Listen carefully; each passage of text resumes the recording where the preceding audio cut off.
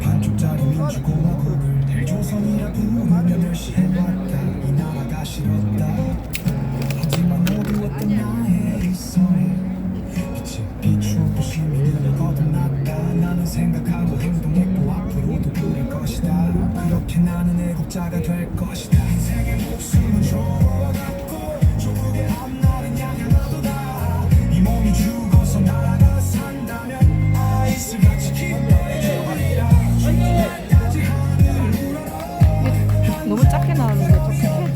그리고 나에게 주어진 길을 걸어가야겠다. 인생의 목숨은 조각고 조국의 앞날은 향하도다. 이 몸이 죽어서 나라가 산다면 아이스같이 기뻐해 주리라. 죽는 날까지 하늘을 우러러 한 점 부끄러움이 없기를. 그리고 나에게 주어진 길을 걸어가야겠다.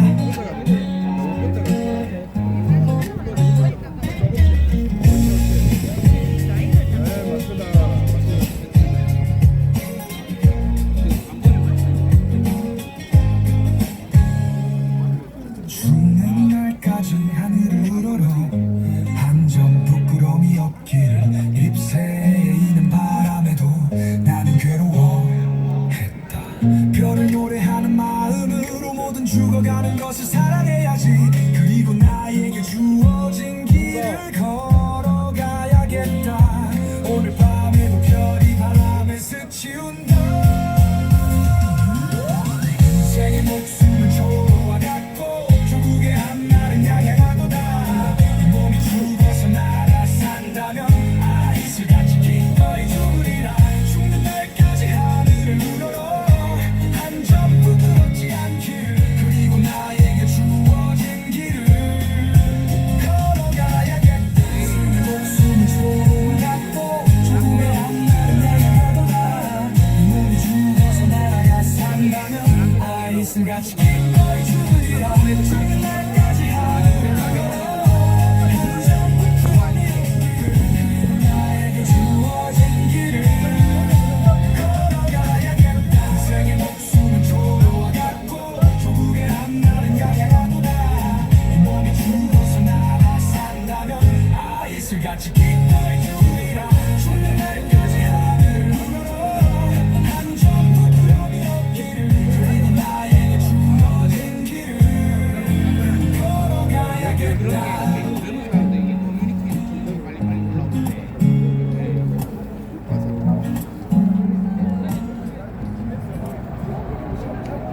존경하는 국민 여러분, 들어주시길 바랍니다.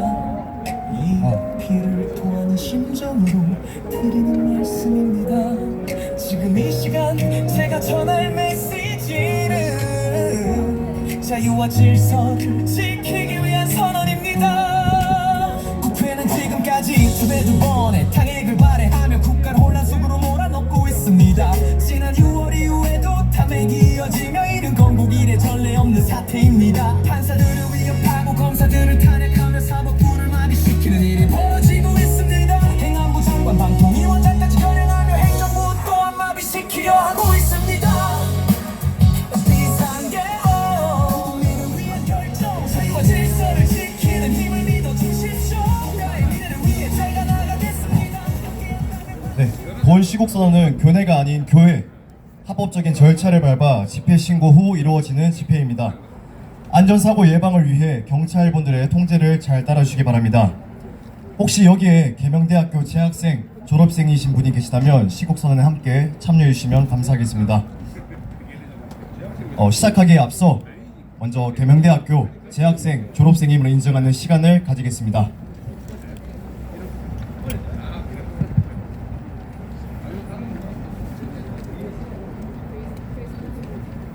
네, 5초 세겠습니다. 다 되셨나요?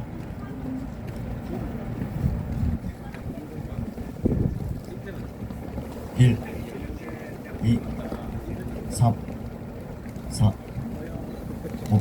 네, 됐습니다. 지금부터 계명대학교 탄핵반대 시국선언을 시작하겠습니다. 먼저 국기에 대한 경례가 있겠습니다. 모두 국기를 향하여 주시기 바랍니다. 국기에 대하여 경례.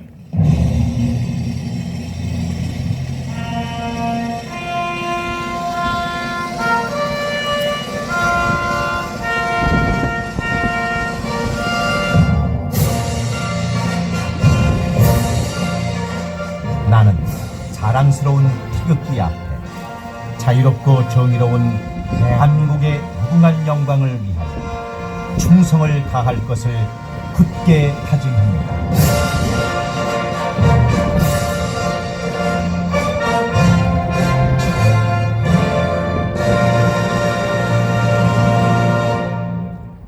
바로 다음은 애국가 제창이 있겠습니다. 애국가는 반주에 맞춰 1절만 제창하시겠습니다.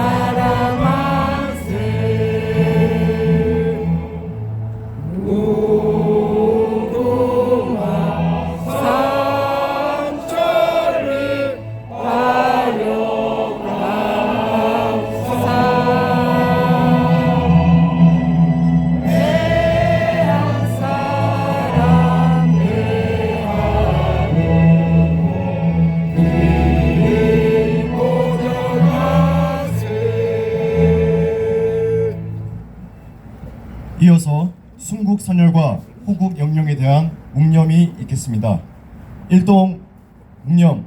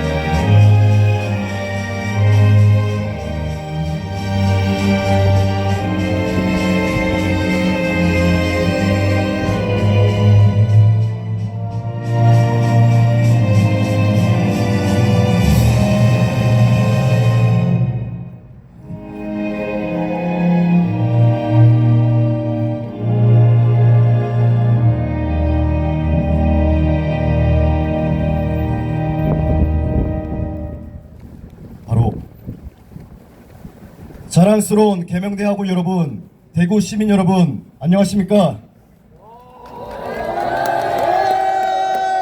계명대학교 탄핵반대 시국선언을 주최한 러시아 중앙아시아학과 23학번 김명훈입니다.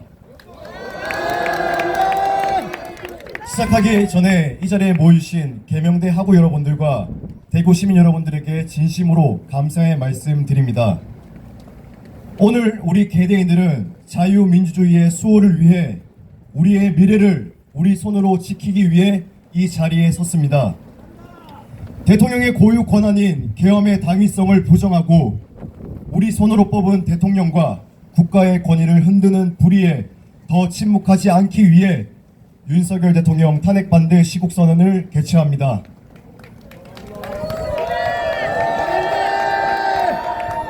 대구는 줄곧 애국 보수의 뿌리를 지켜왔습니다.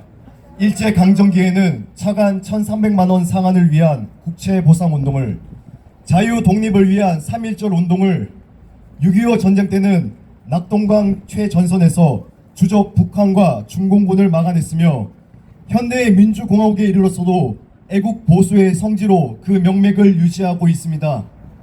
하지만 보이지 않는 적들이 혹은 우리가 인지하지 못하고 있는 적들이 이 근간부터 흔들어 대한민국을 통째로 전복시키려 하고 있습니다. 맞습니다. 그들의 공세는 보수의 근간 대구까지 뿌리채 흔들어 우리의 맥을 끊으려 드는 것입니다.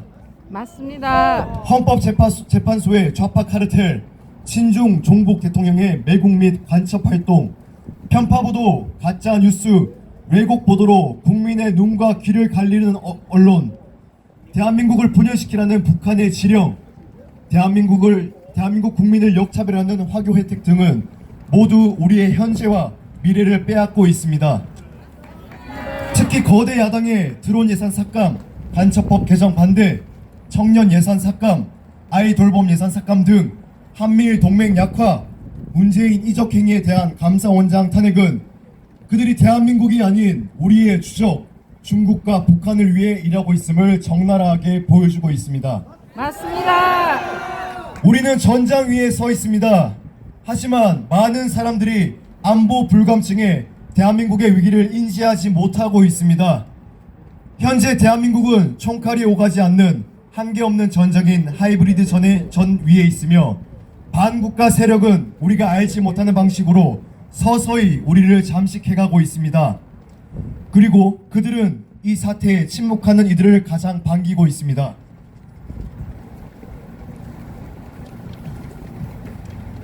단테는 침묵하는 자들의 최후는 지옥의 가장 뜨거운 곳에 마련되어 있다라고 말하였습니다. 그리고 우리는 지금 선택의 기로에 서 있습니다. 침묵하느냐, 침묵하기를 거부하느냐. 그래서 우리는 침묵하지 않고자 이 자리에 섰습니다. 국가 존립의 위기라는 진실을 직시하고자 이 자리에 섰습니다. 우리가 불의의 앞에 침묵하고 진실을 외면한다면 그 말로는 비참할 것임을, 우리의 목에 들이민 칼을 그 누구도 저지하지 못할 것임을 알고 있기 때문입니다. 우리가 깨어 저항한다면 우리가 피 묻은 총칼이 아닌 진실과 평화의 언어로 호소할 때 비로소 빼앗긴 주권과 우리의 권리를 되찾을 수 있습니다. 맞습니다. 개인들은 결코 침묵하지 않습니다. 절체절명의 순간에 놓여있는 국가 위기 앞에 진실의 소리를 내고자 개개인들이 일어나야 합니다. 맞습니다. 대구의 애국 정신과 대통령의 계몽 정신을 잇고 반국가 세력의 폐악질을 규탄합니다. 구호 제창하겠습니다. 반국가 세력의 사기 탄핵 속지 말고 자유민주주의, 법치주의 수호하자! 수호하자! 다음으로 최우진 하고의 발언이 있겠습니다. 안녕하십니까. 저는 계명대학교 사회체육학과에 재학 중인 이사학번 최우진입니다. 와. 이런 자리에서 목소리를 내는 것이 많이 두렵고 떨리지만 용기를 내어 제 생각과 의견을 여러분께 전해드리고자 이 자리에 섰습니다. 잘한다. 저도 한때는 부끄럽지만 윤석열 대통령님을 싫어했습니다. 뉴스와 미디어에서 윤석열이 멍청하다, 술만 범하신다는 말을 듣고 윤석열 대통령님이 잘못된 대통령이라고 생각했습니다. 여러분, 12월 3일 계엄 당시 인스타그램을 보셨나요? 저도 지금 너무 부끄럽지만 윤석열 조롱 릴스를 올리며 친구들과 윤석열 대통령님을 조롱하곤 했습니다. 무지함에서 나온 행동이었다고 생각하니 지금 너무나도 부끄럽습니다. 저는 너무나도 궁금했습니다. 윤석열 대통령님이 왜 비상계엄을 선포했을까? 저는 궁금증에 인터넷을 찾아보았습니다. 그 결과 저는 엄청난 충격을 받았습니다. 무차별적인 예산 삭감, 대통령 탄핵 남발, 검사 줄탄핵, 간첩법 개정 반대, 거대 야당의 입법 독재 등 공정과 상식에 어긋나는 너무나도 충격적인 사실들이었습니다. 맞습니다. 먼저 제가 탄핵에 반대하는 첫 번째 이유인 민주당의 말도 안 되는 정책에 대해 간단히 말씀드리겠습니다. 여러분, 혹시 중국인들이 군사시설을 2년간 촬영해 적발된 뉴스를 보셨나요? 네. 우리나라의 중요한 안보를 촬영한 사실인데도 처벌을 할 수 없습니다. 민주당에서 간첩법 개정을 반대해 북한 아니면 처벌이 어렵습니다. 산업 스파이가 빼돌린 기술이 절반 이상이 중국으로 향합니다. 하지만 간첩법 개정 반대로 인해 처벌이 어렵습니다. 반도체 산업에 종사하는 사람들의 증언에 따르면 중국의 반도체 기술이 이미 반도체 강국인 대한민국을 넘어섰다고 합니까? 여러분, 상식적으로 이 현실이 말이 되는 상황입니까? 아닙니다. 여러분, 북한만 간첩이라고 생각할 수 있습니까? 아닙니다.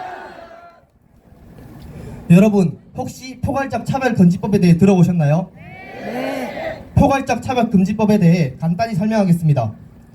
포괄적 차별금지법이란 특정되지 않은 추상적이고 광범위한 모든 것에 대한 차별을 금지하는 법입니다. 예를 들어 제가 나는 오후부터 여자다 라고 하면 여자가 되는 것입니다. 그러면 여자 화장실, 여자 사우나 등을 이용할 수 있게 됩니다. 그러면 이제 수치심을 느낀 다른 여성분들이 신고를 하면 그 신고한 여성분이 처벌을 받게 됩니다. 끔찍하지 않습니까? 맞습니다.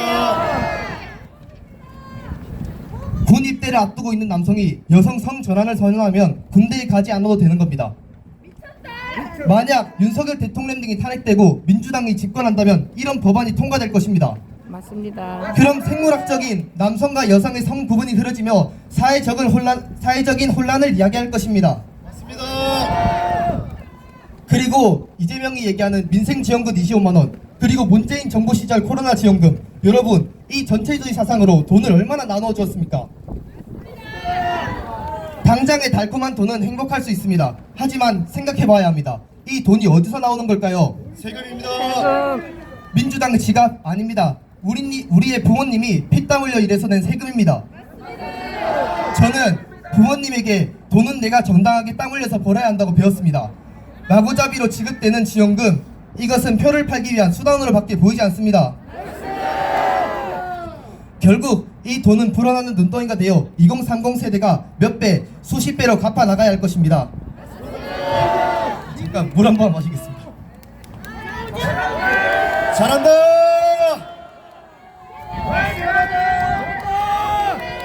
최우진 화이팅!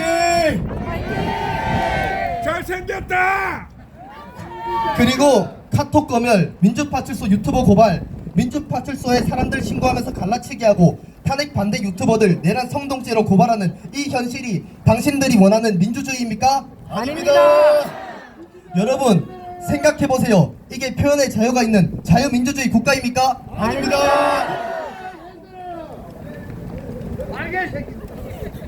저는 원래 언론의 말만 듣고 판단했었습니다.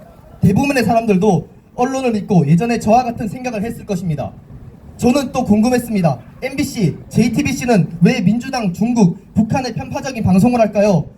여러분, 혹시 중국에서는 시진핑을 욕하면 처벌받는다는 사실을 아십니까? 네. 중국에서 사용하는 메신저인 위챗에서는 모든 메시지를 감시하고 당국에 반하는 메시지를 검열합니다. JTBC는 위챗을 만든 기업인 텐센트에 1,000억 원 가량 투자를 받았습니다. 상식적으로 과연 JTBC는 중국에 반하는 기사를 마음 편히 쓸 수 있을까요? 없습니다. 지금 당장 유튜브의 기사 제목만 봐도 누구 편인지 알 수 있습니다. 그리고 광우병, 후쿠시마 오염수, 여러분 모두 속아왔지 않습니까? 맞습니다. 2008년 미국산 소고기 수입 문제로 광우병 의료가 제기되었을 때 언론에선 어떻게 보도했나요? 머리가 맞습니다. 숭숭 뚫린다고 미국산 했어요. 소고기를 먹으면 인간 광우병에 걸린다, 뇌에 구멍이 난다, 죽는다 등 전 국민이 속아 몇 개월간 촛불 시위를 했었습니다. 후쿠시마 오염수도 마찬가지입니다. 민주당이 이 일을 얼마나 많은 반미 반일 선동을 하며 정치적으로 이용했습니까? 맞습니다. 이로 인해 수산업, 축산업 종사자들이 얼마나 많은 고통을 받고 무너졌을지 생각하니 치가 떨립니다. 그리고 후쿠시마 오염수 괴담이 사실이 아니라는 것을 밝히기 위해 사용된 금액은 무려 1조 6천억 원입니다.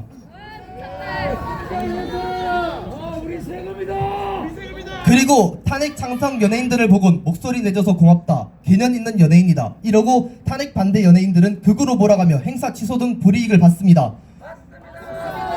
뉴스 제목만 봐도 탄핵 반대 집회를 극우 집회라고 합니다.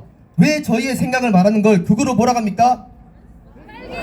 저희가 극우입니까? 아닙니다.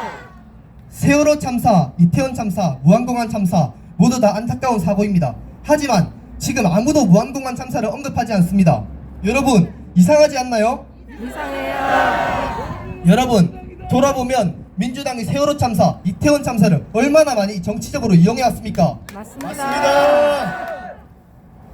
무한공항 참사는 정치적으로 이용하다가 비난의 화살이 자신들에게 돌아가니 조용해졌습니다. 지금 언론을 보십시오. 지금 누가 언급합니까? 없었던 일처럼 잊혀지고 있습니다. 이런 안타까운 참사를 정치적으로 이용하는 건 피해자를 두 번 죽이는 행동이 아닙니까? 맞습니다. 최우진 화이팅! 개명대 화이팅! 언론에서는 윤석열 대통령을 바보로 만들고 있습니다. 하지만 윤석열 대통령 정권 아래 얼마나 많은 업적이 있었습니까? 맞습니다. 대한민국은 자원이 부족하여 기술력과 제조업을 통해 수출에 의존하는 경제 구조를 가지고 있습니다. 대한민국 역사상 무역 구매 최대 실적을 기록한 사람이 누굽니까? 윤석열. 맞습니다. 바로 윤석열 대통령입니다. 대한민국 역사상 반상 수출 최대 규모를 기록한 사람이 누구입니까? 윤석열. 맞습니다. 윤석열 대통령입니다. 대한민국의 GDP 10조를 갉아먹고 1년간 일자리 17만 개를 없앤 민노총이 국가의 적이라는 것을 아시죠? 윤석열 대통령이 민노총과 싸워 조합원 숫자 22만 명 제거, 문재인 정권 때 반일 감정을 정치적으로 이용해서 박살낸 한미일 동맹 복구, 원전 협력을 통해서 한미 동맹 강화, 전 세계의 원전 수출 등 여러분 윤석열 대통령이 못했다고 말할 수 있습니까? 없습니다. 여러분, 민주당은 윤석열 대통령을 내란 우두머리라고 합니다. 국어사전에 적혀있는 내란죄의 명사에 대해 설명하겠습니다. 내란죄란 정부에 반대하여 일정한 규모와 조직을 갖추고 무력을 행사함으로써 성립하는 범죄, 정부를 뒤집어 엎으려 하거나 헌법을 어지럽히는 폭동을 일으키는 따위를 내란죄라고 합니다. 여러분, 이런 민주당의 폐악질을 보고 한번 생각해 보십시오. 누가 내란범입니까? 민주당의 폐악질을 바로잡기 위해 헌법에 명시된 대통령의 고유 권한인 비상계엄을 선포한 윤석열 대통령이 내란범입니까? 아니면 민주당과 이재명 대표가 내란범입니까? 맞습니다. 여러분들이 잘 판단해 주시길 바랍니다. 개명대 화이팅! 저도 정치에 무관심한 사람 중 하나였습니다. 정치는 나와 다른 세계 이야기라고 신경 쓰지 않고 내 삶에 집중해야 한다고 생각했습니다. 하지만 비상계엄으로 인해 계몽되고 생각이 바뀌었습니다. 플라톤이 말했습니다. 정치를 외면한 대가는 가장 저질스러운 사람에게 지배당하는 것이다. 맞습니다. 저희 2030 세대는 앞으로 우리가 살아나가야 할 세상에 당연히 관심을 가져야 합니다. 주변 사람들이 저에게 말합니다. 네가 그런다고 결과는 달라지지 않는다. 저는 절대 그렇게 생각하지 않습니다. 맞습니다. 과거의 인간이 누가 달에 갈 줄 알았습니까? 확률은 0에 가깝지만 행동하지 않는다면 그건 영원히 0입니다. 제가 행동을 함으로써 0에 가깝지만 0.001이라도 달라질 거라고 믿습니다. 여러분도 행동해 주십시오. 아주 작은 소수가 모여 1이 되고 10이 되고 100이 되듯이 여러분의 행동이 세상을 바로 잡는 것입니다. 우리의 작은 목소리를 모아 윤석열 대통령님의 탄핵을 막을 수 있습니다. 감사합니다. 이상입니다.